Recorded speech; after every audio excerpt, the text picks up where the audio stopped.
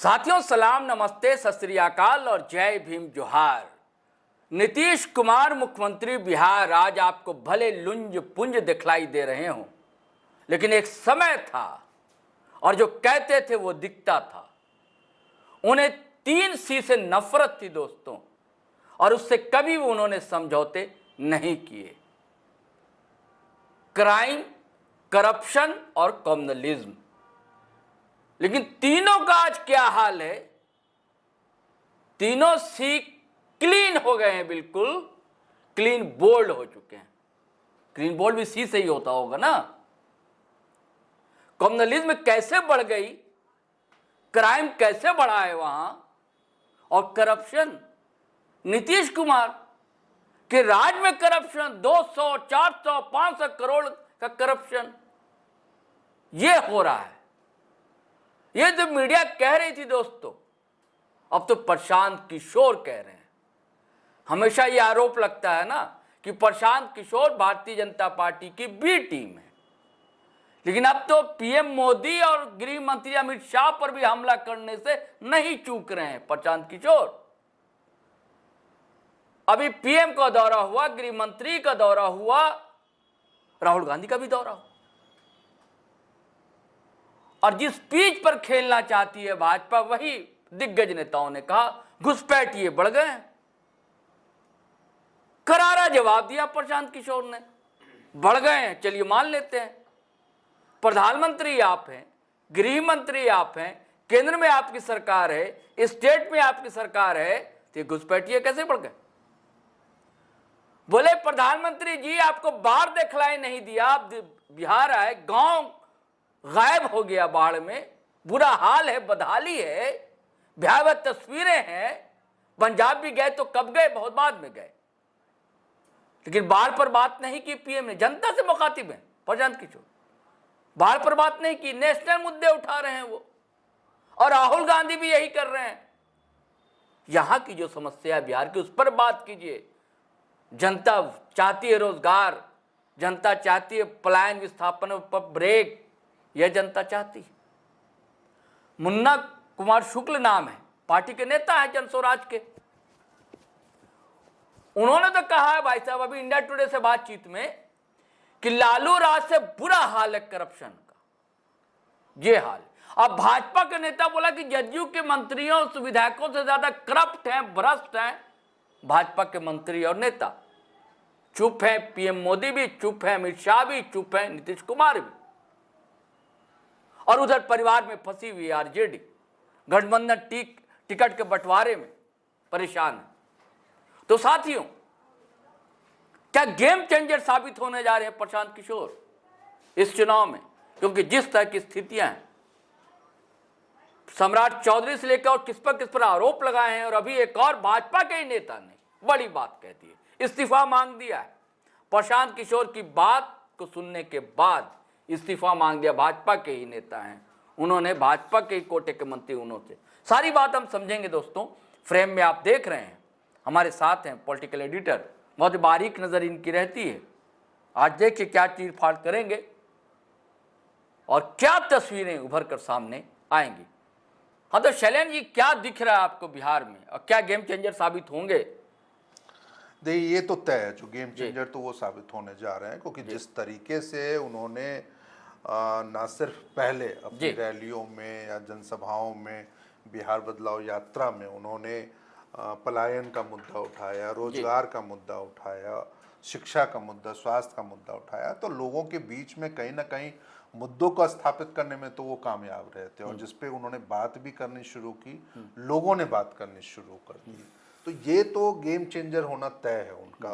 और क्योंकि अब जब वो लगातार जो नीतीश सरकार पर है, उनके मंत्रियों के ऊपर है, भाजपा के प्रदेश अध्यक्ष हैं या पूर्व अध्यक्ष रहे हैं संजय जायसवाल, उनको लेकर के है, तो ये तमाम जो आरोप लगा रहे हैं, और साथ ही साथ वो कह भी रहे हैं जो यदि उन्होंने इस मामले में जिनके खिलाफ भी वो, जिसमें वो जदयू कोटे के मंत्री जो हैं अशोक चौधरी, हाँ, मुख्यमंत्री नीतीश कुमार के बेहद करीबी हैं वो, और उन्होंने ये, प्रशांत किशोर पिछले दिनों ये बात कह भी रहे हैं लगातार, जो यदि ये सभी नेता जिन पे वो आरोप लगा रहे हैं, चाहे वो मंगल पांडे हो, चाहे वो दिलीप जायसवाल जो प्रदेश अध्यक्ष हैं भाजपा के वो हों, चाहे सम्राट चौधरी जो मर्डर तक कह दिया है। हाँ, मर्डर में अंदर हुए थे। बिल्कुल। आप मैट्रिक पास भी नहीं किया, 10 बार नाम बदला। अलग अलग अलग चीजें। तो तमाम इन नेताओं को जिन पे भी उन्होंने आरोप लगाया तो उन्होंने एक सीधी चुनौती दी है, यदि इन आरोपों में सच्चाई नहीं है और आपको लग रहा है जो तमाम मामले झूठ हैं, तो फिर आप या तो जांच करा लीजिए। हाँ, मीडिया में पे उनका जवाब दीजिए। हाँ। और नहीं है तो आप मेरे खिलाफ मानहानि का मुकदमा दायर कर लीजिए। हाँ। तो ये तमाम ऐसी चीजें हैं जिसको लेकर के बिहार में राजनीतिक चर्चा तो बहुत तेज हो गई है। क्या वाकई इन सब मुद्दों के आधार पर पार्टी पिछड़ेगी, भाजपा खासकर, और एनडीए सरकार पिछड़ती नजर आएगी? चुनाव के पूर्व जिस तरीके से मुख्यमंत्री नीतीश कुमार ने लगातार कई घोषणाएं की, जिससे महिलाओं से, युवाओं से, पेंशनधारियों से, लाभार्थी वर्ग नहीं, से, आरोप क्या लगाइए आप, मैं चाहता हूं व्यूअर्स को बताएं। मैं वही बता रहा हूं जो उन तमाम चीजों में अब जो स्थितियां बन रही हैं वो तो यही लग रही है जो वो गेम चेंजर बड़े साबित होंगे। और जैसा आपने अभी कहा, जो इन आरोपों पर नहीं, क्या क्या आरोप है, मैं चाहता हूं व्यूअर्स को आप जो सम्राट चौधरी पर लगाए, अशोक चौधरी पर लगाए। देखिए, सबसे बड़ा आरोप तो उन्होंने, यदि आप एक एक करके नाम जैसे कह रहे हैं, जो सम्राट चौधरी पर तो उन्होंने नाम बदलने तक का आरोप लगाया। जो उन्होंने कहा जो अलग अलग मौकों पे उन्होंने अपना अलग अलग नाम रखा। और सबसे बड़ा आरोप तो यही था जो वो जेल जा चुके हैं और उन्होंने वो 7वीं फेल है बावजूद इसके उन्होंने डिलीट की उपाधि और अपने आप को वो कह रहे हैं। और इसके अलावा जो मुख्य जो उस पे ये मंगल पांडे पर भी लगाया ना, मंगल पांडे जो स्वास्थ्य मंत्री मंगल पांडे, उन पे भी है। तो राकेश कुमार मौर्य करके कभी उन्होंने अपना नाम सम्राट चौधरी ने लिखा था और ये चर्चा 1998 की बता रहे हैं, जैसा दावा है प्रशांत किशोर का, जब वो मैट्रिक पास थे और मैट्रिक पास भी नहीं थे, 7वीं फेल थे क्योंकि, और जब उनको उस समय तत्कालीन राबड़ी देवी के मंत्रिमंडल में शामिल किया गया था, हालांकि बाद में उम्र विवाद को लेकर के वो बर्खास्त भी कर दिए गए। तो जो चर्चा प्रशांत किशोर ने ये कही है जो 1998 में जो एक सदानंद सिंह, उनसे उनकी एक पारिवारिक दुश्मनी हुआ करती थी और उनकी हत्या कर दी गई थी। राजनीतिक दुश्मनी थी, चुनाव लड़ा करते थे वहाँ। बिल्कुल। तो उनकी हत्या कर दी गई थी और उस मामले में ही सम्राट चौधरी, जो उस समय राकेश कुमार मौर्य के नाम से जाने जाते थे, वो जेल में रहे थे और 6 महीने तक जेल में रहे थे। और बाद में वो जेल से छूटे भी तब जब उन्होंने नाबालिग होने का अपना गलत सर्टिफिकेट दिया। गलत दिया, यानी जो एक सर्टिफिकेट कोर्ट में पेश किया, यानी 1998 में वो कह रहे हैं जो हम नाबालिग थे। तो वो एक बड़ा मतलब कि दावा प्रशांत किशोर ने अपने प्रेस कॉन्फ्रेंस में पिछले दिनों किया था। इसके अलावा उन्होंने ये भी बातें कही हैं जो 2010 में जब वो विधानसभा चुनाव लड़ रहे थे तो उस समय भी उन्होंने अपने 7वीं फेल होने की बात, यानी मैट्रिक पास होने की बातें नहीं कही थी। तो ये तमाम ऐसे दावे कई बार अलग अलग मौक़ों पे उन्होंने नाम परिवर्तन को लेकर के भी, जिसमें सुप्रीम कोर्ट तक में उन्होंने एक एफिडेविट दायर किया था जिसमें मामले की जो सुनवाई हो रही थी तो उसमें ये कहा था जो राकेश कुमार मौर्य के नाम से जो परीक्षा उन्होंने दी थी, मैट्रिक परीक्षा, उसमें उनको सिर्फ 234 नंबर आए थे और वो फेल हो गए थे। तो ऐसे तमाम आरोप उनके ऊपर लगाए हैं। इसके अलावा जैसा आपने मंगल पांडे के ऊपर कहा, तो मंगल पांडे को लेकर के प्रशांत किशोर ने ये कहा है जो उनकी पत्नी है उनके खाते में 2019 और 20 में लगभग 2 करोड़ से ज्यादा की रकम आई थी। और यह आरोप एक बार पहले भी ये मंगल पांडे या ये अशोक चौधरी पर आरोप? नहीं, मंगल पांडे के ऊपर है। और वो उस समय, इससे पहले जब प्रशांत किशोर ने लगभग 1-1.5 महीने पहले जब उन्होंने आरोप लगाया था तो उस समय मंगल पांडे ने ये माना भी था। जो मैंने जो दिलीप जायसवाल हैं जो अभी वर्तमान में अध्यक्ष हैं, उस समय वो भाजपा नेता हुआ करते थे, तो उनसे, उनके पिता से उन्होंने वो पैसे लिए थे और इस पैसे की मदद से उन्होंने दिल्ली में एक फ्लैट 84-85 लाख में एक फ्लैट खरीदा था, जिसमें कहा था जो 25 लाख रुपए मैंने दिलीप पांडे के पिता से लिए थे, ये स्वीकार किया था ये चीज। और अकाउंट में 2 करोड़ थे पत्नी के, और उनकी पत्नी के में। बाद में उन्होंने ये भी कहा जो नहीं, ये पैसे मैंने पत्नी से लिए थे। तो प्रशांत किशोर ने यही सवाल उठाया है जो आखिर वो पैसे किनके अकाउंट से आए थे, और यदि उनके अकाउंट से आए थे तो वैसे में उनके पिता के अकाउंट से इनके अकाउंट में ट्रांसफर क्यों नहीं हुआ था मंगल पांडे के अकाउंट में? तो ये एक बड़ा आरोप है उन पे भ्रष्टाचार का उन्होंने लगा।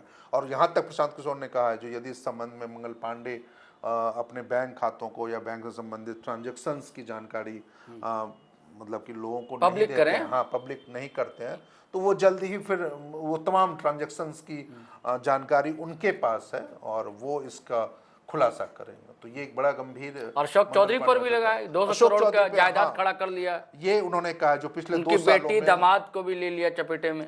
पिछले 2 सालों में उन्होंने ये कहा है जो अशोक चौधरी ने अपने मंत्री पद का और प्लस अपने संपर्कों का ये रखते हुए उन्होंने लगभग 200 करोड़ से ज़्यादा की संपत्ति अपने नाम पे अर्जित कर ली है, जिसमें उनकी अपनी बेटी जो है शांभवी चौधरी, जो लोजपा आर से अभी समस्तीपुर से सांसद भी हैं, तो उनको लेकर के कहा है जो उनके ससुराल के पक्ष के जो पूर्व आईपीएस अधिकारी किशोर कुणाल रहे हैं और उनके मतलब कि उनकी जो संस्था थी वो मानव विकास सेवा ट्रस्ट करके ऐसे कुछ नाम है, या हो सकता कुछ अलग भी नाम हो, तो उनके ट्रस्ट के जरिए इन्होंने लगभग 4 या 5 सालों के अंदर इतनी बड़ी संपत्ति खड़ा कर ली। सबसे बड़ी एक बात उन्होंने अशोक चौधरी पे यह भी आरोप लगाया जो कुछ साल पहले अशोक चौधरी ने तकरीबन अपने जो उनके पीए थे, पर्सनल असिस्टेंट, उनके नाम पर उन्होंने ज़मीन खरीदी थी। बाद में उस ज़मीन को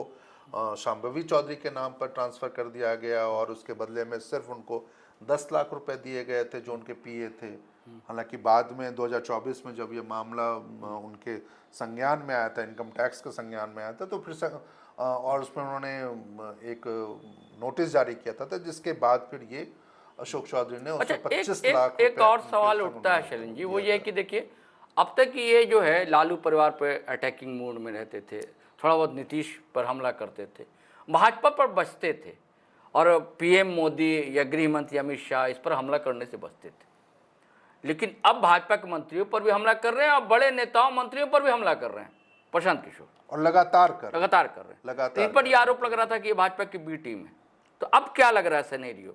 देखिए, ये राजनीति में जब है तो आपके ऊपर तो आरोप लगते रहेंगे, और लेकिन इन चीज़ों से दूर, मतलब प्रशांत किशोर ने अपनी छवि पिछले 2-3 सालों में एक ऐसी बनाई है जो बिहार के मुद्दों पर जो लगातार लड़ रहे हैं, और बिहार के ना सिर्फ मुद्दों पे बल्कि जो भी राजनीतिक दल है, चाहे वो बीजेपी हो चाहे कांग्रेस हो, उनके नेताओं तक को, जैसा आपने भी कहा, जो मुख्यमंत्री प्रधानमंत्री हो या गृह मंत्री हो, राहुल गांधी हो, तमाम लोगों को वो चुनौती भी देते रहे हैं जो आखिर बिहार के मुद्दों पे वो क्यों नहीं बात कर रहे।